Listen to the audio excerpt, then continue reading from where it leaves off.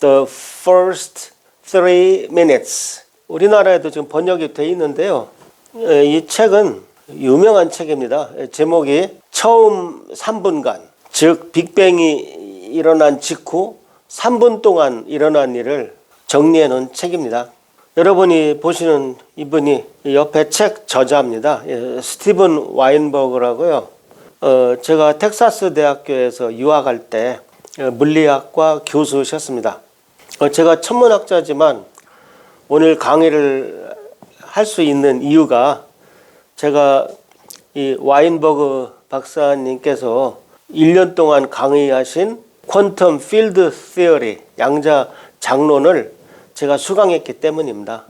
수강 신청해서 들었습니다. 예. 그래서 그때 공부할 때는 어려웠지만 요 정도는 틀리지 않게 소개할 수 있습니다. 별을 빛나게 하는 것은 핵융합이다. 핵융합은 가벼운 원소들이 모여서 무거운 원소를 만들며 에너지를 내는 과정이라고. 그러니까 핵분열은 무거운 원소가 가벼운 원소들로 붕괴하면서 에너지를 내는 과정이라고 그랬습니다. 그래서 핵융합과 핵분열을 합쳐서 핵반응이라고 합니다. 가운데 무거운 양성자가 플러스 전기를 띠고 있고 그 회전하는 그 전자는 마이너스 전기를 띠고 있다. 그리고 헬륨은 원자 핵에 양성자가 2개가 들어있다. 양성자 2개, 중성자 2개로 구성되어 있다. 전자도 2개로 되어 있다. 전기적으로는 플러스 2, 마이너스 2 이퀄 제로입니다. 전기적으로 중성이죠. 근데 수소원자 핵, 양성자 4개가 헬륨 핵을 만들 수 있으면 핵융합으로 에너지가 생성됩니다. 자, 어떻게 핵융합이 우주에서 일어나느냐? 그냥 수소원자들이 우주 공간에 돌아다니면 핵융합이 안 일어납니다. 여러분, 일단 전자를 벗겨내야 되겠죠. 그래야 양성자가 따로 돌아다닐 거 아닙니까? 그래서 우주에서는 약 1000도가 되면 전자가 이온화됩니다. 떨어져 나가서 따로따로 움직이게 됩니다. 근데 이번엔 양성자가 2개가 다가와서 붙으려고 해도 플러스와 플러스는 밀기 때문에 접근했다가 떨어지고 접근했다가 떨어지게 됩니다. 방법은 온도를 더 올리는 수밖에 없어요. 우주에서는 약 1000만 도까지 올리게 되면 양성자가 더 빨리 이동하니까 온도를 높이면 더 운동 속도가 빨라지는 거죠. 그러니까 1000만 도 가까이 되면 샥 와가지고 플러스와 플러스가 밀어도 이미 충분히 접근한다는 말입니다. 접근해서 다시 헤어지려고 할 때 원자력이 딱 인수인계를 하는 겁니다. 그러니까 플러스와 플러스가 밀어도 더 강한 원자력이 잡는 겁니다. 이것만 봐도 초등학생도 원자력이 전자기력보다 강하다는 걸 알 수 있습니다.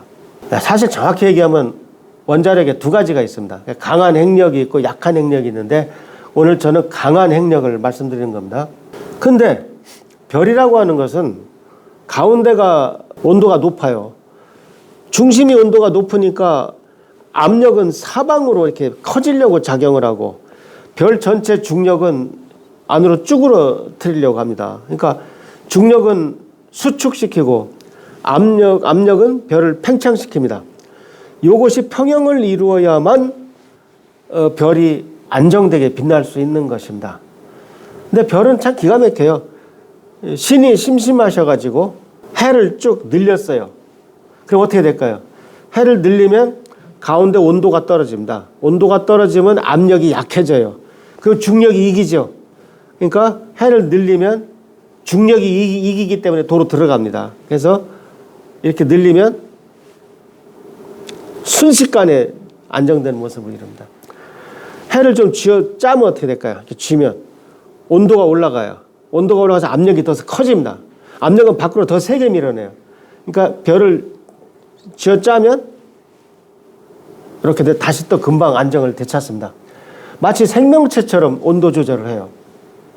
그런데 중심 온도가 1000만 도가 넘는단 말이죠. 우리 해경우는 거의 1500만 도 가까이 돼요. 1000만 도가 가까이 되니까 수소원자 4개가 헬륨이랑 붙어서 에너지를 내게 됩니다. 그 그림을 보시면 중심은 1500만 도니까 아무것도 안 일어나요. 1000만 도가 되는 어떤 그 구각에서 수소와 헬륨이 바뀌고 있는 것입니다. 그러니까 수소들이 헬륨이 되고 있는 거죠. 그래서 에너지가 나오고 거기서 태어난 헬륨은 재가 되는 거죠. 그러니까 차곡차곡 중심에 쌓이게 됩니다. 이것이 가벼운 별의 구조입니다. 근데 그 다음에 헬륨이 모이면 1억도가 필요하거든요. 헬륨이 모이려면. 우리 해는 죽었다 깨어나도 1억도가 될 수 없어요.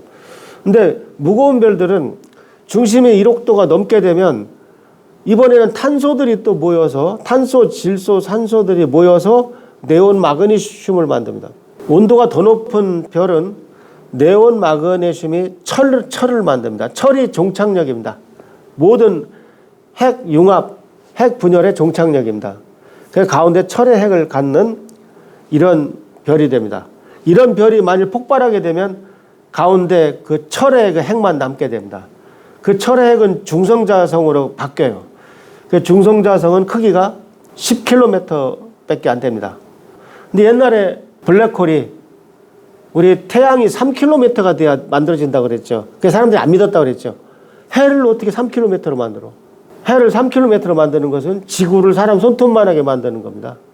공법이. 지구를 어떻게 사람 손톱만하게 만듭니까? 당장 이 탁자도 사람 손톱만하게 못 만드는데. 근데 천체물리학에서는 가능합니다. 그래서 10km짜리 중성자성이 있으니까 옛날에 작다고 엉터리라고 던졌던 블랙홀이 다시 인정을 받습니다. 그래서 백조가 된 블랙홀이라고 제가 표현했죠. 미온오리 새끼에서 블랙홀이 됩니다. 슈바르츠 실트라는 사람이 아인슈타인 방정식을 풀어보니까 반지름이 3km가 되면 블랙홀이 된다. 그 다음 태양 주위에서 2초 정도, 1도의 각도는 60분, 1분은 60초. 그러니까 1도의 각도가 3600초예요. 그러니까 2초는 1800분의 1도입니다. 아주 작은 각만큼 휜다는 거죠. 우주에는 암흑물질과 암흑에너지가 있다. 우리 눈에 보이는 별과 은하는 다 합쳐도 5%밖에 안 된다. 그래서 암흑물질이 30%가 있고 암흑에너지가 65%가 있다. 암흑물질은 정체를 모른다. 작은 미니 블랙홀들이 쫙 퍼져 있는 것일 수도 있고 중성미자라는 입자일 수도 있고 아주 여러 가지 입자가 가능합니다. 그 다음에 인플레이션 우주에 대해서도 얘기했어요. 우주가 어느 날 빅뱅 직후에 뻥 커져서 계속 같은 속도로 간 게 아니라 빅뱅 하자마자 1초 이내에 확 커졌다가 그 다음부터 천천히 커졌다. 그것이 인플레이션 우주론입니다. 그래서 인플레이션은 아기 우주를 만들 수 있습니다. 그래서 다른 지역이 인플레이션이 끝났는데 인플레이션이 계속 이어지면 웜홀로 연결된 아기 우주가 태어나서 웜홀이 끊어진다. 평행 우주가 다시 태어나게 된다. 우주가 탄생해서 약 10억 년이 지나는 동안 최초의 천체들이 태어났습니다. 생각보다 상당히 일찍 태어나는 것 같아요. 거의 빅뱅 직후 1억 년 앞뒤로 태어나는 것 같습니다. 우주는 대부분 수소와 헬륨으로 구성되어 있지만 끊임없는 별의 핵융합 과정에 의해서 언젠가 수소와 헬륨이 고갈됩니다. 그러면 별의 탄생은 더 이상 일어나지 않습니다.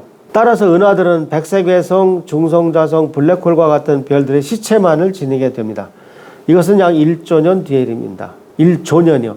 우리하고 아무 상관없습니다. 더 이상 미래를 언급하는 것이 과연 의미가 있을까? 결국 현대 우주론도 극한의 시간과 공간에 이르면 과학이라는 단어에 어울리지 않는 모습이 돼버린다. 동양에서 사유를 바탕으로 제안된 우주론이나 서양에서 수식으로 얻어낸 우주론이나 근본적으로 영성적 판단에 의존할 수밖에 없는 것이다. 동양적으로 우주가 무한하다고 말하는 거나 서양에서 방정식을 풀어보니까 답이 무한한 거나 근본적으로 차이는 없다는 것이죠. 그런데 하나는 과학이고 하나는 과학이 아니라고 믿고 있습니다. 그러니까 동양의 우주론을 무조건 비과학적인 것으로 폄훼하며 서양의 우주론만 믿을 이유는 없다. 이렇게 결론 내릴 수 있겠습니다. 네, 여러분 정말 어려운 얘기 들으셨습니다.